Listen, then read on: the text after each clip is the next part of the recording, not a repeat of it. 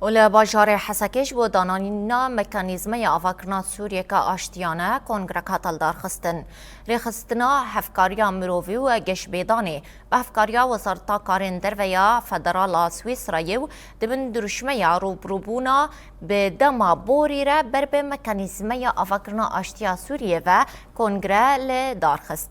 Bêdehan siyasetmedar hiqûqnas endamên saziyên civaka sivîl û partiyên siyasî li xwaringeha Marbêla Hesekê tevlî kongreyê bûn. Dê kongreyê de li ser navê Meclisa Cîbcîkar a rêveberiya Xweser lêkolînerê qanûnî û civakî ve axaftin hatin kirin. Hêjayî gotinê got ev kongre heta di rojan jî dewam bike.